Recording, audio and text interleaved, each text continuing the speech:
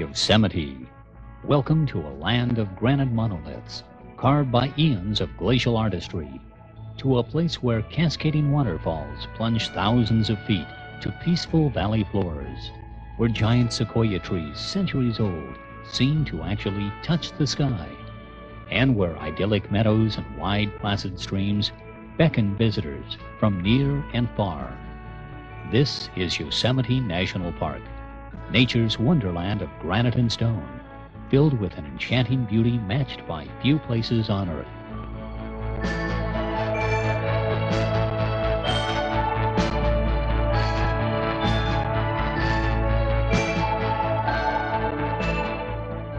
On this video trip, we'll journey throughout Yosemite and discover its many natural attractions, from the valley floor to the far reaches of the backcountry. We'll stand atop towering points and talk about Yosemite's fascinating formation and geology. We'll chat a bit about the history of the park, its patriarch, naturalist John Muir, and the tireless efforts to preserve the area as a natural wonderland. We'll point out some of the park's premier attractions, some of the fine accommodations and services, both in and out of the park, what to expect in weather during your visit, the many species of wildlife you'll see on your way, the countless recreational opportunities, and so much more. We'll visit quaint art galleries, step back in time and tour an ancient Indian village, talk with a park ranger, and drink in all of the sights and sounds that are the beautiful hinterland called Yosemite. Your personal guided tour is ready now, so let's get started. Yosemite National Park is situated on the western flank of the Sierra Nevada mountains in east-central California. Easily accessed by 4 major routes and entrances, the nearest large city is Fresno, about 65 miles to the southwest. Highway 41 is the major route leading to the park's south entrance from Fresno. Another major access route which leads to the park from the San Joaquin Valley is Route 140 from Merced, taking you about 67 miles to Yosemite's southwest or arch entrance. Here, you'll enter the park through a narrow, short archway carved out of a huge granite boulder. The west central, or Big Oak Flat entrance, is accessible via Highway 120 from the town of Manteca off Interstate 99 east of San Francisco. From the freeway, the drive is about 110 miles to the park boundary. Should you be entering from the east, a breathtaking scenic route from the town of Lee Vining ever climbs up the eastern face of the Sierra Nevadas to the Tioga Pass entrance, situated at nearly 10,000 feet in elevation. All roads into the park provide ready access to Yosemite's major features. We'll talk about specific directions a little later.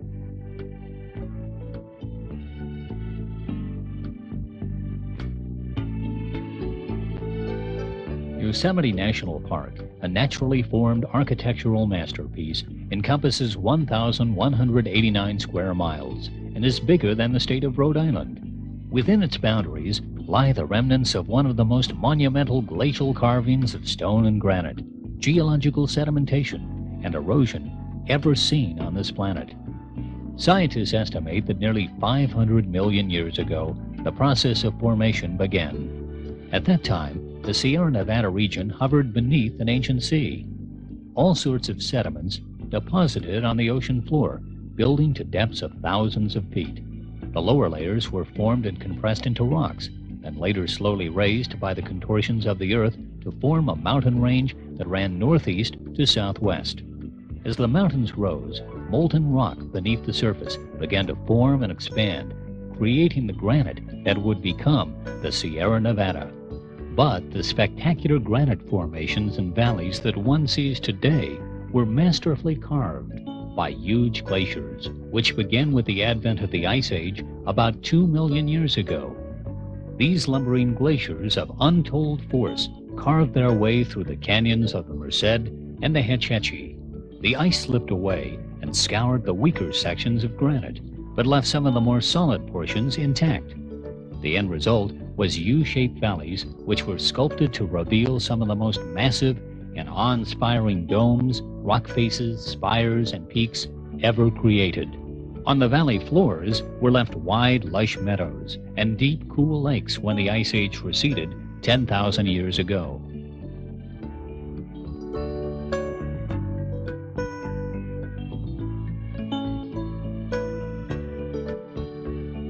Another amazing aspect of Yosemite is that there are 5 major life zones within its boundaries. Here, a visitor can stand in a grove of live oaks and chaparral at 2,000 feet in country that looks very much like the foothills of northern Mexico.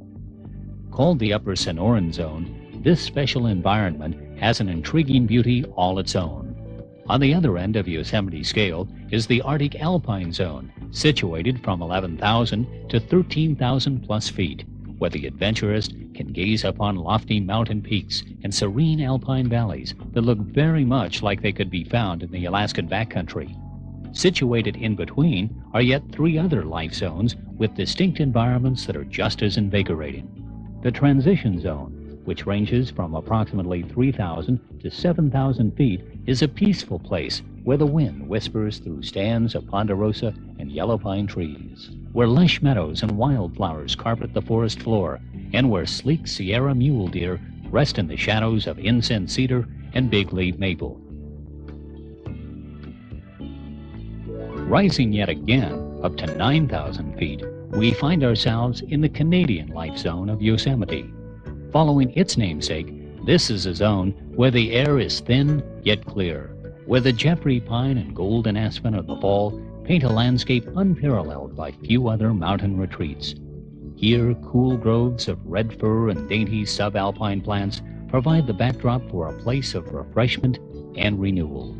And if that isn't enough, one can step even higher to 11,000 feet or so through another of Yosemite's realms, the Hudsonian Zone. This is timberline country, where the earth turns to shale and stone, where the whitebark pine somehow finds life in the crevice of a boulder, and where man is but a seasonal visitor. Yes, all of these special niches can be found within the confines of Yosemite. As naturalist John Muir once wrote, "Never before have I seen so glorious a landscape, so boundless an affluence of sublime mountain beauty."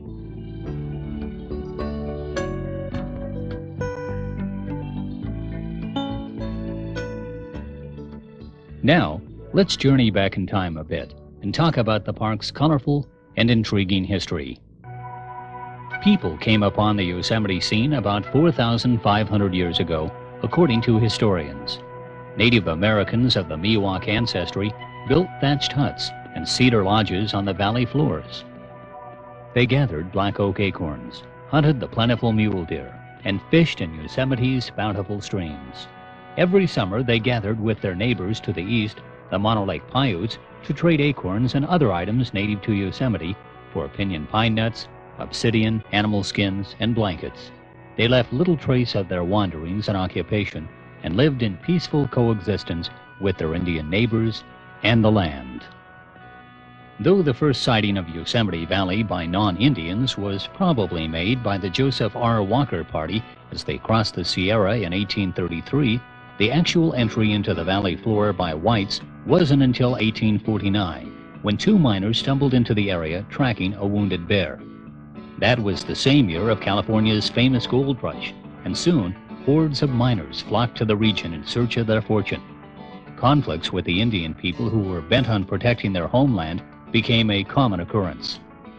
Formed to punish the natives for their behavior, a group of soldiers called the Mariposa Battalion entered Yosemite Valley in March of 1851 in pursuit of offenders.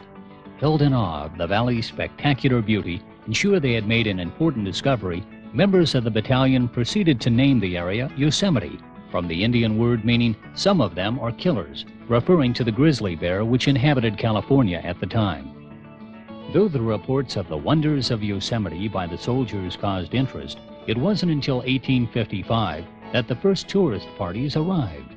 During these early days, travel was by horseback, and visitors found their way to Yosemite's attractions via historic Indian trails which wound their way up the mountain from the San Joaquin Valley.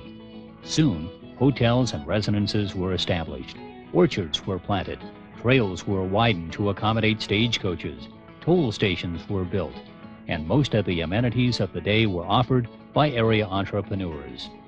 The fame of this newfound paradise was spread throughout the land, And with it came not only multitudes of visitors, but also, as so often occurs, a push for private ownership, exploitation of natural resources, and downright abuse. With this onset of exploitation and commercial development came a major conservation movement headed by Galen Clark and none other than the famous naturalist John Muir.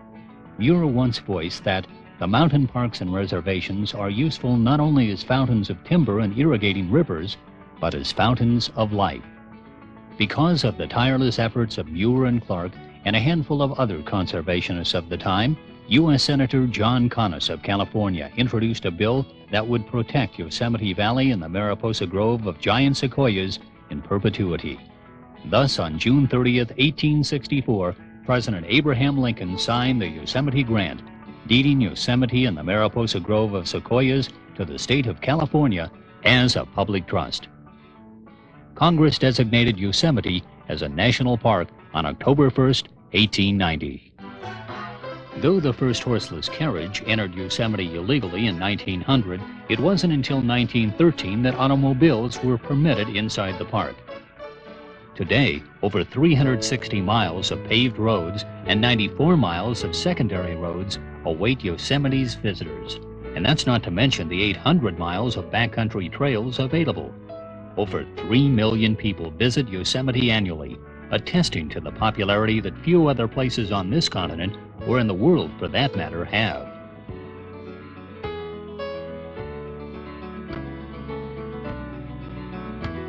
Yosemite National Park can be divided into 6 major areas: the Big Valleys, Glacier Point Country, Wawona, the giant sequoia groves, Tuolumne Meadows and the High Country, and the backcountry of the High Sierras.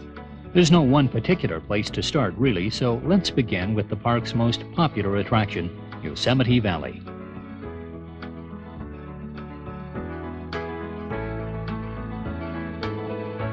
It's probably a good idea to stop first in Yosemite Village at the Valley Visitor Center and pick up some information that will help us make our stay more safe and enjoyable. First of all, I'd suggest you pick up a copy of the Yosemite Guide.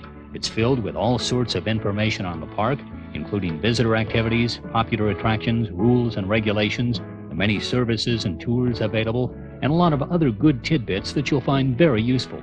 And the guide is free, but only one per party, please. Also at the Visitor Center, you'll find maps, pamphlets, a listing of cultural and nature activities, a widescreen slide orientation program, not to mention a fine selection of books and other aids to help you in your trip planning. And right next door, I'm sure you'll want to visit the Museum Gallery. Open through the middle of September, colorful exhibits are on display highlighting recent works on Yosemite by area artists. Here also is the Indian Cultural Museum, displaying artifacts and the history of the Miwok and Paiute tribes. And the very popular self-guiding trail through the Ahwahnee Indian Village is a must-stop. Here, step back into the past as the trail reveals the very authentic-looking lodges and dwellings of a reconstructed Miwok Paiute village, appearing very much like it would centuries ago. Another popular attraction in the area is the self-guiding nature trail, which explores the ecological changes which affect Yosemite with the passage of time. Trail pamphlets may be picked up at the trailhead sign or at the Valley Visitor Center.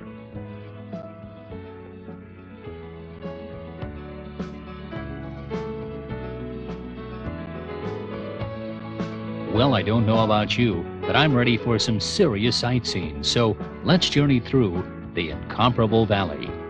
There are several ways to tour the valley floor: by free shuttle bus, by open tram tour, by bicycle, and of course by auto.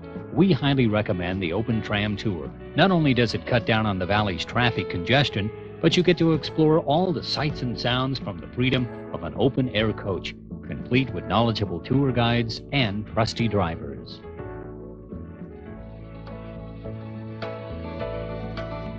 Yosemite Valley is home to most of the big domes, cliffs, rock faces, and waterfalls in the park. Starting at the Visitor Center and traveling west for about a half a mile, we reach the parking lot and trailhead to Lower Yosemite Falls. It's a short 1/4 mile walk to the base of the falls, and well worth the effort. There are actually 2 falls here, really, the upper and lower. The upper fall drops 1,430 feet, separated by a middle cascade of 675 feet, and followed by the lower fall, which drops 320 feet. Combined, this cascading giant drops 2,425 feet, making it the highest fall in all of North America. The most spectacular displays of cascading water can be seen in the spring and early summer, when runoff is the highest. As we travel further west through the valley, one can't help but be impressed by the beautiful placid waters of the Merced River and the wide, lush meadows that adjoin its banks. Here you are likely to run across the Sierra mule deer feeding at streamside. But remember, we're visitors here, so keep your distance. Oh, and by the way, take some time in your valley excursion to stop in the meadows, relax at one of the picnic areas, and visibly touch all that the Merced River environment has to offer, not the least of which are some of the most beautiful reflections of towering granite, verdant forest, and blue sky and water that ever graced the human eye. Traveling now about 3.5 miles from the visitor center, we come upon truly an incredible sight, El Capitan, the Spanish word for the chief. This mammoth feature is the largest single granite rock on Earth, spanning nearly 4,000 feet from base to summit. Rock climbers travel here from throughout the world to test their skills on the face of El Capitan. If you have a good set of binoculars, you're likely to see them scaling their way inch by precious inch up the sheer wall. As we make our loop around the valley floor now, we want to travel just a few miles west of El Capitan and turn left on the short road that leads us back to Highway 41 and the main artery that heads back to the village. Right near this intersection is the parking lot and trail to Bridal Veil Fall. Called Pahono by the Ahwahnechee Indians, which means spirit of the puffing wind, Bridal Veil Fall plunges 620 feet from the rim above and is one of Yosemite's most famous attractions. In the afternoon, rainbows from the spray of the fall may be seen from the east end of the Wawona Tunnel. And speaking of this location, Tunnel View provides one of the most spectacular views of Yosemite Valley. Once you stand here, you'll readily see why it is one of the most photographed vistas in the world. Besides good views of El Capitan, Sentinel Rock, and the valley floor, you'll also get a bird's eye view of Cathedral Rocks.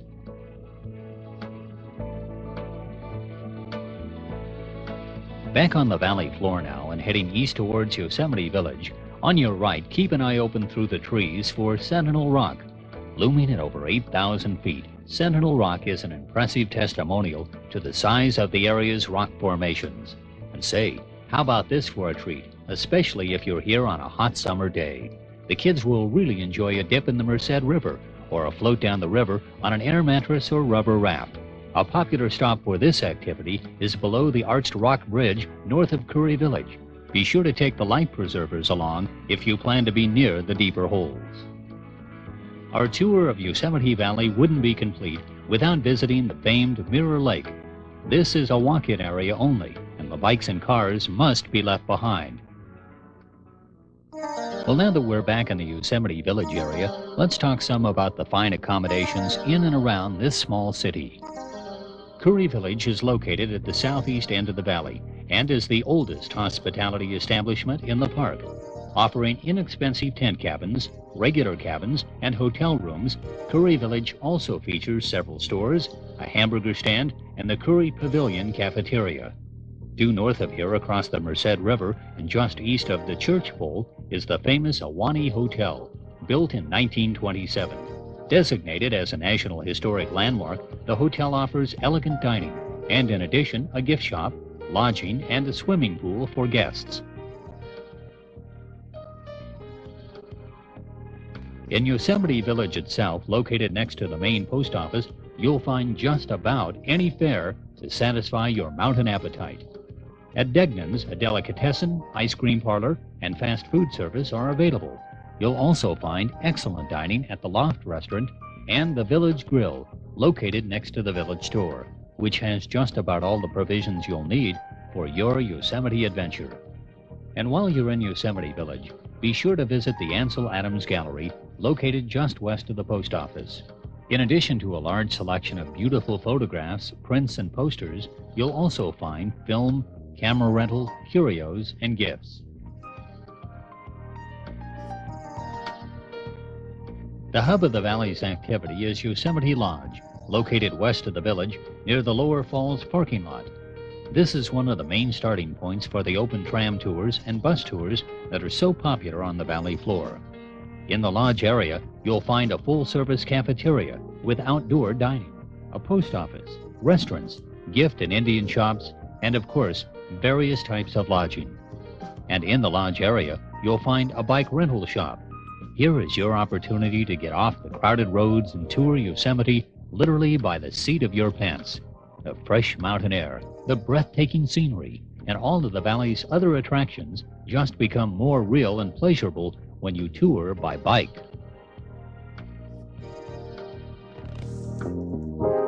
And may I also recommend that you take time to leave your vehicle and discover the many side trails and self-guiding tours that Yosemite has to offer.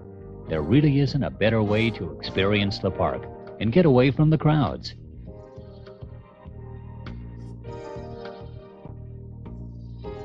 Let's journey out of Yosemite Valley now, go north of the Big Oak Flat entrance about 18 miles on the Mather Road, and suddenly we enter Yosemite's other main glacial valley, Hetch Hetchy.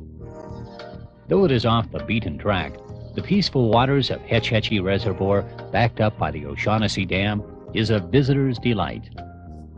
Our video trip of Yosemite just has to include some time to walk out the short trail to Glacier Point. Here you'll witness one of the most commanding views of mountain scenery in the world. The word awe-inspiring just had to be invented here. From this lofty vantage point, you'll witness a nearly all-encompassing panorama, from the vast mountain ranges and peaks of the High Sierra to a literally dizzying view of the valley floor, situated 3,214 distant feet below.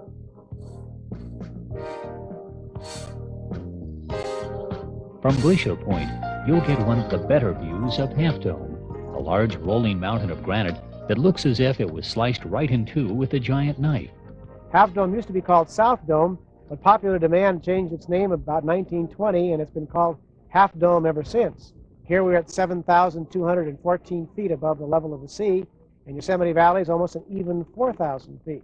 So the vertical drop from here is 3,214 feet. One of the most commonly done and more beautiful hikes in the park is they're called the Panorama Trail, and it goes from Glacier Point over to the top of Nevada Falls and Vernal Falls and down to Yosemite Valley.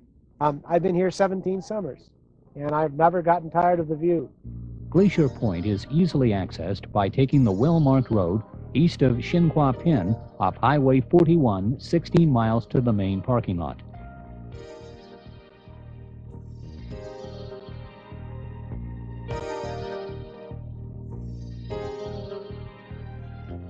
Further south on Highway 41, not far from the south entrance to the park, we come to Wawona, about an hour's drive from Yosemite Valley. Here you'll find first-rate golf on lush, pine-bordered fairways, the many art exhibits at the Thomas Hill Studio, and the stately Wawona Hotel, a wonderful Victorian structure built in the 1800s. Famous for its fine dining and comfortable guest accommodations, the Wawona Hotel should definitely be on your Yosemite itinerary. You'll also find a store here, well stocked with supplies, and a gift shop, which offers many interesting items. Another Wawona attraction is the Pioneer Yosemite History Center, located just across the road from the store gift shop complex. Loaded with all sorts of memorabilia from Yosemite's pioneer days, including cabins and buildings of the times, costume tour guides are on hand to give you colorful descriptions of Yosemite's past and what the center has to offer. Of course, you must have come up by the train to Raymond and then taken the stage up here. Now, I know that you didn't really do that. It's 100 years ago, though, here for most of the people here in the Pioneer History Center. So as you go around, remember, they don't know about VCRs or color TVs. They do know about the history of Yosemite. George Anderson over there, he's going to think it's 1881, and you kids might ask him about the school he built back 5 years ago in 1876. I know you love schools. And you adults ask about President Garfield and what's going on in the park, because these people at these various places know about what's going on in Yosemite National Park, and they'll be happy to talk to you about that.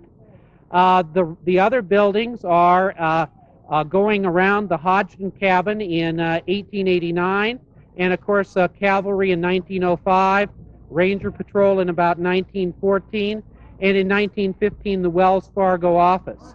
And the people in those places are volunteers up here and doing living history, and they'll talk to you about what was going on 100 years ago. Be sure to hop aboard the History Center Stagecoach for an adventure you're sure to remember. The stage departs from the Wells Fargo office at the center and along the route travels under the famous covered bridge which spans the South Fork of the Merced River.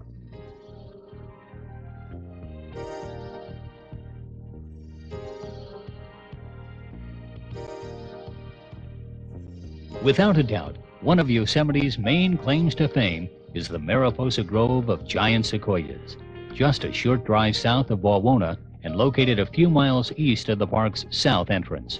My name is Lisa Myers, and I'm an interpreter here in the Mariposa Grove of giant sequoias. These are the largest living things in the world in terms of volume and mass. And here in the Mariposa Grove, we happen to have the oldest living sequoia in the world. The grizzly giant is estimated to be 2,700 years old. We have other special trees that people often ask for, like the Wawona Tunnel Tree. Many of you perhaps have driven through the Wawona Tunnel Tree. That was up until about 1968. In the winter thereafter, it fell on the ground, and you can still see it today, but you can no longer drive through it. There is another tunnel tree, the California Tunnel Tree, located very close to the grizzly giant. Many people ask why the giant sequoias can get to be so old, and we believe it's because of a chemical called tannin or tannic acid, which gives the trees the reddish color and acts as a natural preservative, keeps things like insects, diseases, and fires out of the tree to an extent. The major cause of death for the giant sequoias is toppling over. For a tree that stands almost 300 feet tall, it has roots that seldom go deeper than 6 feet underneath the ground, yet they can spread out about 150 feet in all directions. You're in a unique place in the world because giant sequoias only grow naturally in 75 different pockets or groves along the western slope of the Sierra Nevada here in California. Here in Yosemite, there are 3 groves of giant sequoias, and the Mariposa Grove is the largest. The Tuolumne and the Merced groves are located in the northwest part of Yosemite National Park. A well-marked foot trail, which includes 2 side nature trails, leads you beneath these towering giants. And interpretive signs tell you a bit about the history of the more prominent trees in the park. You can also tour the grove with a ranger or see its wonders from an open tour tram. Tickets are available at the tram boarding area near the gift shop.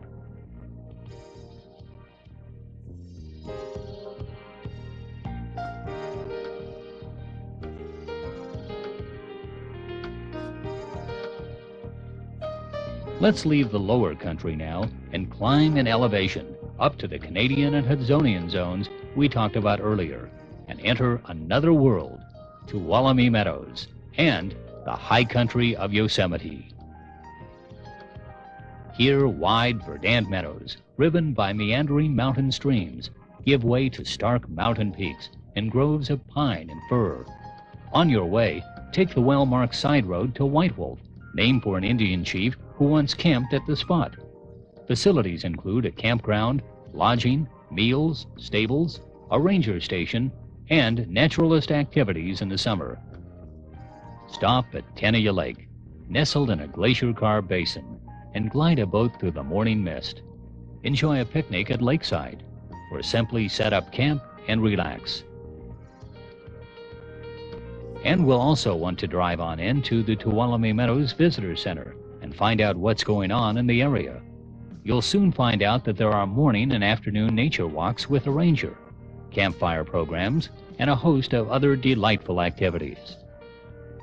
Another sight you're apt to see on your journey on the Tioga Road is more thrill-seeking rock climbers. Stand back and watch as these daring souls scale the smooth granite faces of Yosemite's high reaches. Talk about exciting! And say, should you ever have the hankering to try this challenging sport, you'll definitely want to check in with the Yosemite Mountaineering School, located in Tuolumne Meadows. Expert instruction is offered for beginner, intermediate, and advanced skill levels. For more particulars and class schedules, phone 209-372-1335. Campgrounds, tent cabins, lodge accommodations, a general store, service station, and ranger station are also found in the Tuolumne Meadows area.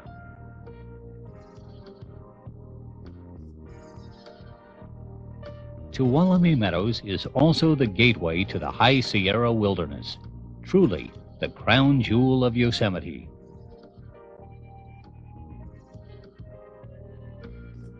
Hike to your heart's content on the many miles of trails that lead to Yosemite's backcountry, or view the sights from the back of a horse or mule.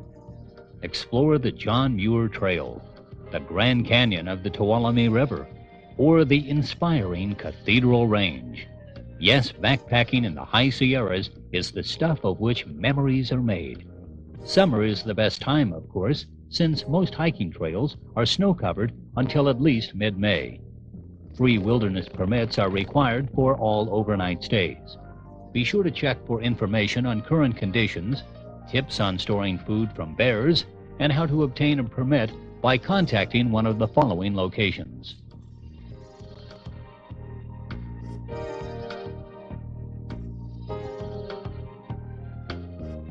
Permits may be obtained in person up to 24 hours in advance and are not required for day hiking. Detailed maps and hiking guides are available for purchase at park visitor centers and gift shops. A list of available maps and other publications may be obtained by writing to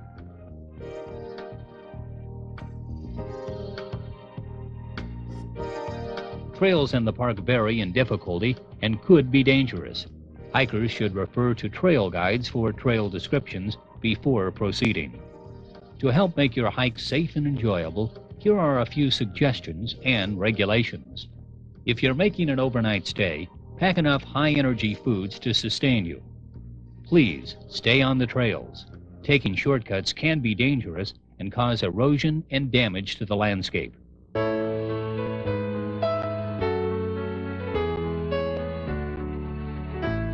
Another exciting way to visit Yosemite is by horseback.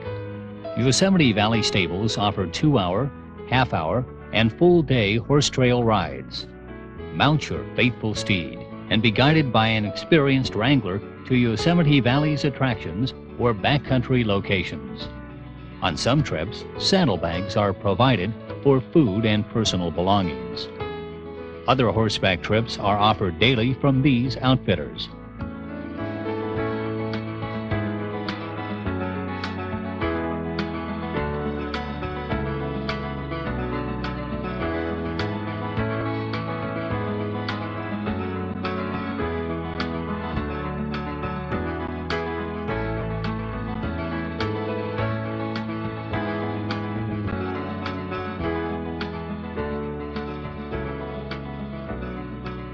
A little word of caution to all bicycle enthusiasts. Cycling is allowed only on established bikeways and roads open to private vehicles.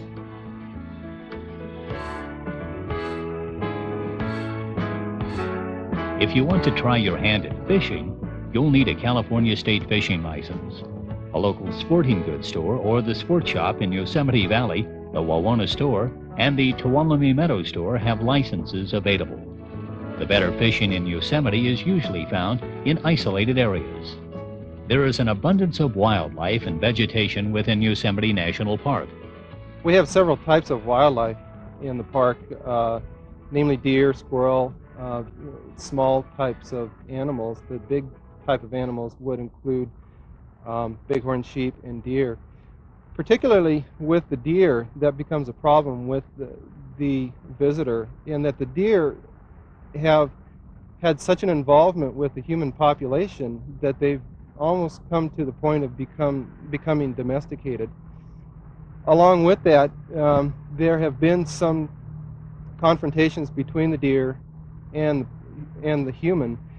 Whereas the human tries to feed the deer and pet the deer is not really all that domesticated. He still has some wild side to him. And they react on the fear of the human coming towards them, and we have, again, had injuries because of that. The deer is mainly reacting out of fear and self-preservation.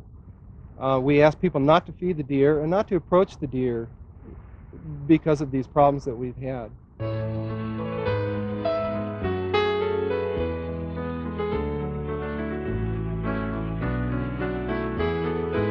For the aspiring artists among us, whether you want to capture wildlife or scenery, there are free outdoor classes in painting and sketching available in Yosemite Valley. You'll find class schedules and other details available at the Art Activity Center next to the main post office. Camping in Yosemite is sure to be a treat for the whole family. There are 825 campsites in Yosemite Valley, 947 campsites along the Tioga and Bago Flat Roads, and 210 campsites in the Glacier Point, Wawona areas. Many campgrounds are open on a first-come, first-served basis. Wawona, Hodgdon Meadows, and 2 valley campgrounds are open all year, while the remainder are open spring to fall. Remember, there are some Yosemite campgrounds that require reservations. For further information and reservations, contact the following. For recorded Ticketron information, call 213-642-4242. Reservations cannot be made by phone. And there are 5 permanent summer High Sierra camps that provide just about all the backcountry amenities.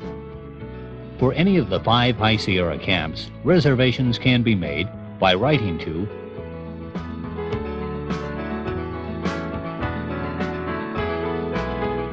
Hookups are not available in any of Yosemite's campgrounds. There are also a number of campgrounds just outside Yosemite operated by the U.S. Forest Service. Many are maintained on a first-come, first-served basis, and others may be reserved through mischecks. The number to call is 1-800-283-CAMP. Pets are allowed in designated campgrounds, but must be on a leash at all times. Pets are not allowed on any park trails. A 10-stall open-air kennel is maintained at the Yosemite stables in the summer, where dogs larger than 10 pounds can be boarded. At Yosemite, you'll find many public services. Laundry facilities are available at housekeeping camp from spring through fall. There is postal service available at the post offices in Yosemite Village, at Yosemite Lodge, and Wawona. For emergencies in the park, the widespread 911 number is available from public telephones and from hotel rooms. No coins are needed in payphones for this number. Mass and other religious services are held at various locations throughout the park and surrounding communities. Consult your Yosemite guide for details. Yosemite has its own medical and dental care facilities located on the Ahwahnee Hotel Road near Yosemite Village. 24-hour emergency care is available. For those who are disabled, there is a complimentary list of facilities and services obtainable at any park visitor center. Mountain lodging is at its best in Yosemite, and there are plenty of facilities available in the park. Comfortable accommodations are available at Yosemite Park Lodge, Camp Curry, the Wawona Hotel, Tuolumne Meadows Lodge, White Wolf Lodge, and the Ahwahnee Hotel. For more information and reservations, contact the following.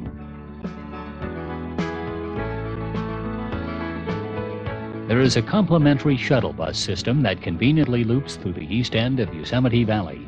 It makes regular stops at hotels, stores, the horse stables, the Valley Visitor Center, bike rental shops, popular trailheads, and other attractions. Buses operate daily out of Wawona as well. Touring Yosemite by bus is another popular travel option. You can choose one of Yosemite's sightseeing tours and travel the park in pure comfort.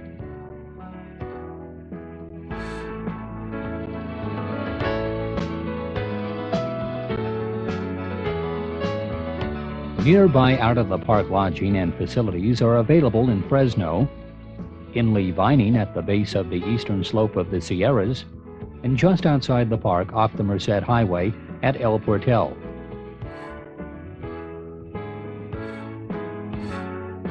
You'll find most necessary goods and services within an hour or so's drive of the park boundary. If you visit the park in the summer, expect warm and dry conditions for the most part. Temperatures can reach up to 100 degrees in July and August in Yosemite Valley, for example. Average summer temperatures range from highs in the 80s to lows in the 40s and 50s. Keep in mind, though, that temperatures can be cool in the high reaches of the park at any time of year, and thunderstorms are not uncommon. Though summer is the season that receives the bulk of Yosemite's annual visitation, I'd personally recommend a spring or fall visit. For one thing, the park's many attractions won't be as crowded, and for another, in the spring, for example, where temperatures range from lows in the 30s to highs of 65 degrees and above, the diversified flora is lush and green. In the fall, though, temperatures can be cooler. The crisp, clean mountain air, coupled with the many red and golden hues of autumn foliage, adds a new dimension to your Yosemite visit. November and March bring 70 to 90% of the year's total precipitation, but still offer a relatively mild climate. The first snows are usually light, with increasing snowpack as winter progresses and elevation increases. Winter highs range in the 40s and 50s, and lows in the 20s and 30s. The quiet beauty of Yosemite in the winter offers a special experience. There is skiing at Badger Pass. For more information on special events, call Yosemite Winter Hotline at 209-454-2000. Keep in mind that much of Yosemite is open year-round. While the crystal clear and icy cold water found in the mountain streams and many national parks may seem inviting to drink, don't do it. You'll see animals drinking the water, but humans must take several precautions. Drinking untreated natural water can result in a severe intestinal disorder called giardiasis. It can affect your dog or cat if you are traveling with house pets. Carried by both humans and animals, giardia contamination is common in surface water supplies like lakes, streams, and rivers. Here are 3 basic ways to protect yourself from giardiasis. The most effective protection is to carry your own water from a known safe drinking water supply. The next most effective method is to boil water obtained locally for at least a minute at low altitudes and 3 to 5 minutes at high altitudes. And the least effective method is to filter the water with a high-quality filter that can remove particles as small as 1 micron.